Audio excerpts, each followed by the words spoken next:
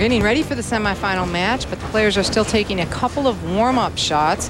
This is our first time back to live TV. They're adjusting, and with the team members, extra bowlers taking shots. So it's a lot of people trying to warm up. And since bowling is a sport, they need to be warmed up appropriately before they compete. But earlier this week, we had a festive time. It was actually Memorial Day at the president's home. John Falzone, president of PWBA, had a great time. He cooked out for everyone, actually cooked like spaghetti or something. Is that a cookout? I'm not sure if that's a cookout. Maybe it's an Italian-style cookout. Great time. College bowlers, professionals, they had a chance to meet each other ahead of time, get to know each other. Very important, I think, for the rapport that was built throughout the week. Well, a lot of the professional bowlers did not know any of the collegiate bowlers, so that helped open up the doors to when he walked in here qualifying with them. So it really wasn't uncomfortable. Carolyn Dorin-Ballard now is talking with our tournament director. They have the choice coming in as the #2 seed as to if they're going to start, where they're going to start, what lane they're going to play on. And that's a big choice with a doubles team. I know. Well, it is, because depending on what lane you're lined up, as most of the time the professional bowlers have been finishing the match. But if they're not lined up on the proper lane, it's really important to determine which lane you need to start on. It is, and the confusion comes from us not doing a doubles, but let's take a look at how these teams arrived here. And when there's a comma between, that was the qualifying position of each of the players, and then starting with the third round, it was match play, Baker style, so it was just one score, one qualifying position. These teams stayed in the top 5 throughout match play. Throughout the whole match play.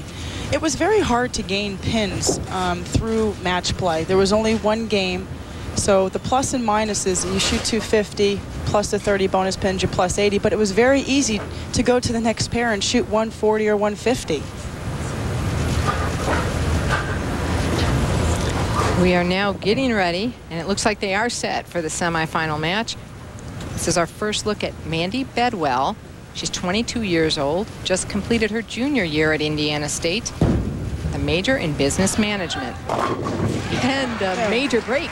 Absolutely, that's the best type of break to get. And now Melissa Brownie, let's remember she struck every time but on the other lane. They've kind of forced her to change lanes now. She had 5 strikes. Let's see what she does over here. Good strategy. Very good strategy. They have talked about this prior to today, that Kendra would finish the match regardless of which lane. So by them choosing, the Dorin-Ballard and Bedwell team choosing to start on the left lane, they forced the Gaines Brownie team to start on the right lane. And if Melissa doesn't want the pressure on her on the end, she had to change lanes. And she really hasn't thrown shots over there in a good period of time. So it was kind of like a guess your best on the first shot there. I'm sure they communicated the best they could based on their bowling together throughout the week. Now Kendra Gaines switching over. She wasn't very successful on lane 10. She didn't carry a lot on that lane, so she's maybe will be more successful on lane 9. Roll it. And she is. And she is. She rolls the 10 pin. We'll take it. I'm not sure if the reason why they switched was because Kendra was not successful. I really think it had to do with Kendra wanting to finish the match. Oh, sure. As you can see, the head pin comes across, hits the 5 pin, and rolls into the 10 pin. Carolyn Dorin-Ballard, the face you saw all of last year on 18 telecasts. She did just that the entire season of 2001. Good shot. She's in her second show this year, 2 out of 4. So they open with a double. Now Mandy Bedwell will step up, try to make it 3 in a row to start the match. Mandy had a cute little story. The day she was born, they take her out of the hospital and bring her to the bowling center right away. So I guess bowling was destined for her.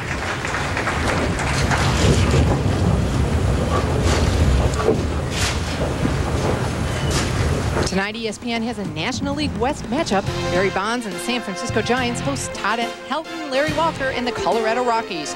Sunday Night Baseball presented by Nextel at 8 Eastern. Coverage begins with Baseball Tonight, presented by Pep Boys at 7 Eastern. For more information, log on to ESPN.com as we see Mandy Bedwell miss a spare after the opening double.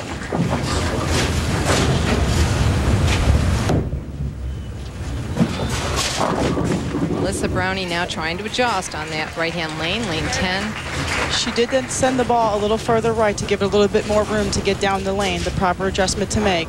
So from there, she'll just fine-tune it a little bit.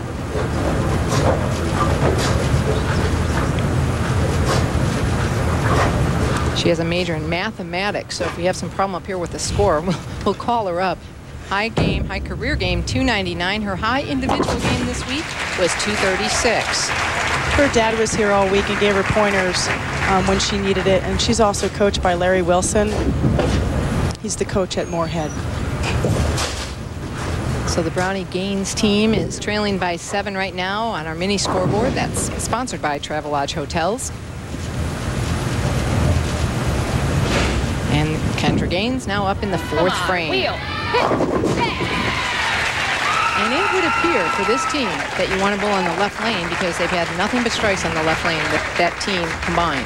If they can get lane 10 down, it'd be a pretty high score, pretty tough one to beat. Carolyn Dorin-Ballard wanted to thank Bedwell, her husband, as she steps up in the 4th frame. He worked with her on actually what she's doing now is counting her cadence or counting her steps as she goes through them, and it's helping her not think about so many other things. And she said surprisingly it actually helps her stay down at the line. He also worked with her on throwing the ball right, which is very important this week. So the team of Dorin-Ballard and Bedwell are in the lead right now through 3.5. We'll be right back with more Collegiate Pro action from Cherry Bowl.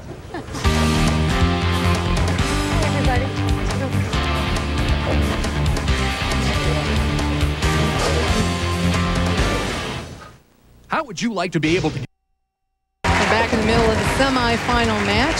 Here's a look at the collegiate participants and their breakdowns. Freshman, sophomore, junior, senior, 16 universities represented.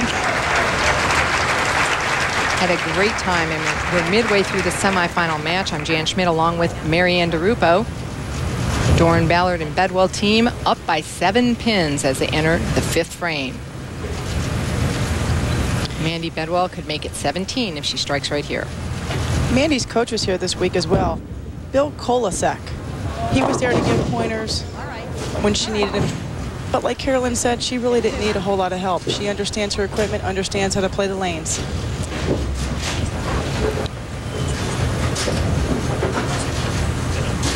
From the first shot to the previous shot here, she got it a little bit left, which caused the ball to go high or through the face, leaving this difficult split. All right.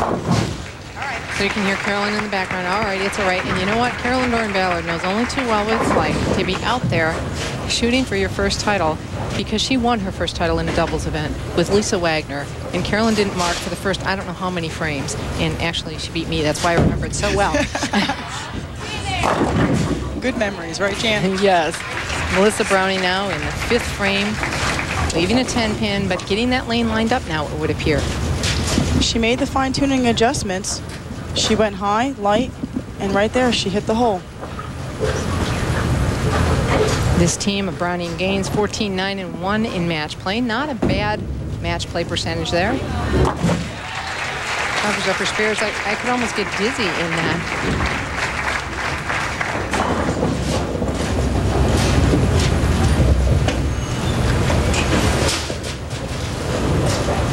Let's see if Kendra could keep the strikes falling on lane 9 for her team. Up by 5 pins right now. She's in the 6th frame. Come on. Hook. Come on. And almost tripping a 2, but not to be. So the first non-strike for this team on lane 9. Back in 1996, Kendra is also Amateur Bowler of the Year, so she has a lot of experience in the past as well.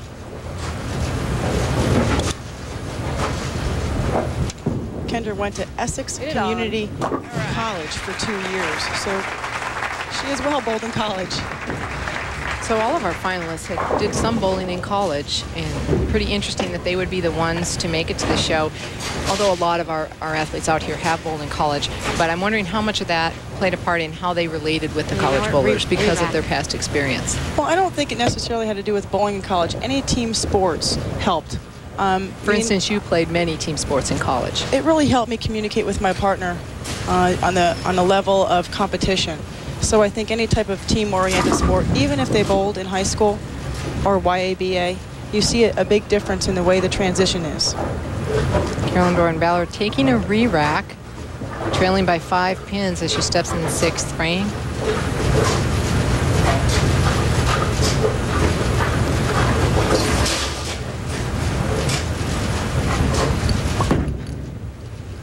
Lay. Hit it. Oh, man. Carolyn threw that ball very well. She got it a little left of her target, but that's a very bad break, leaving